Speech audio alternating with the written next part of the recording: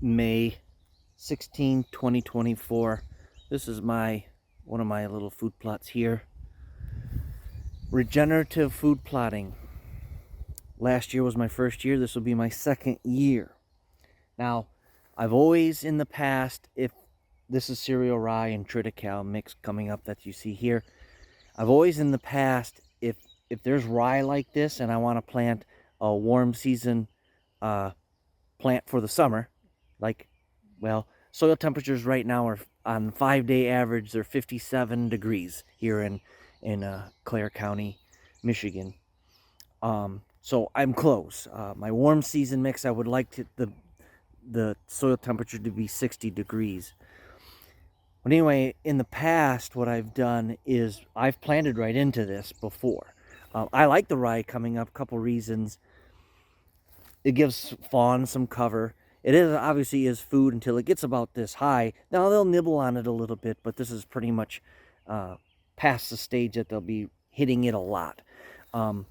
It is forming a seed head already, but there is nothing in the seed head. I took the sheath off. There's no seed in there yet, so it's not in the dough stage at all. If you follow Dr. Grant Woods, he is really after it with this regenerative food plotting. Me, there is a lot of babysitting to do, and I have 20 different properties I gotta try to go babysit on this stuff. Babysitting meaning the time and the place and the soil and everything has got to be right to kind of do this, and it's a little bit difficult.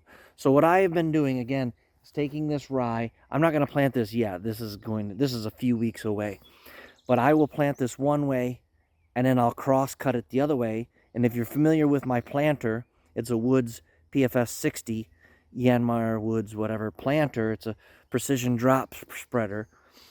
The discs will cut this and leave this as mulch. And you can kind of see some of my old mulch. Well, here's the seed from last year. Some dead sorghum that I had in there last year. But I'll show you the mulch layer that it leaves. And it is building soil, but I am roughing it up and I am kind of working it up each year, which is not the typical practice of regenerative food plotting. Regenerative food plotting is building on top, and I'm not necessarily doing that. I'm kind of building within the top layers.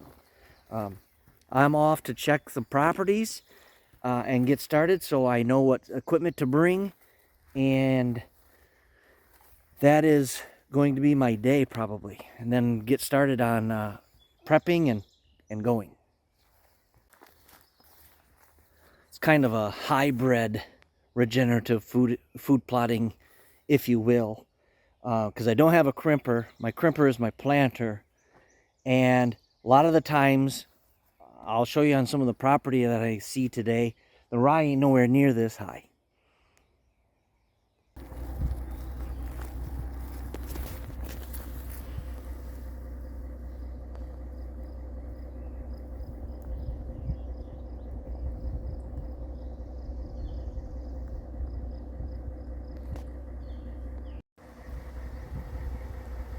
So I'm a little further north than where I was showing you at my plots at my house.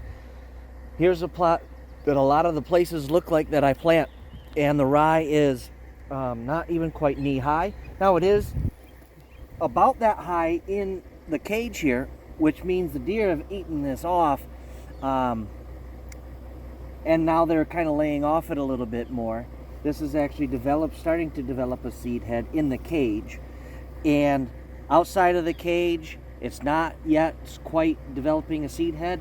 And so this is going to be it's just a little behind where I'm at my place. This tells me that the deer don't have enough food to eat elsewhere, and they relied on this plot a little too long, in my opinion.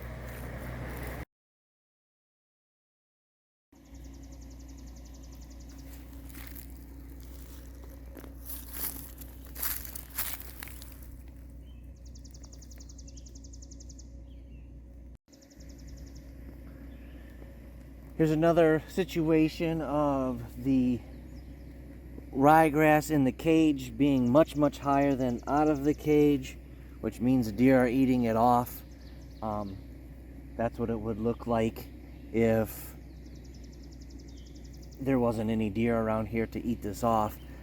This is also getting intruded by a few cool season grasses I need to take care of, and another broadleaf weed that I'll probably have to spray this. Probably most likely I'll spray it, then put some fertilizer down and plant it. I might work it up, I don't know. It's not as bad as I thought it was going to be.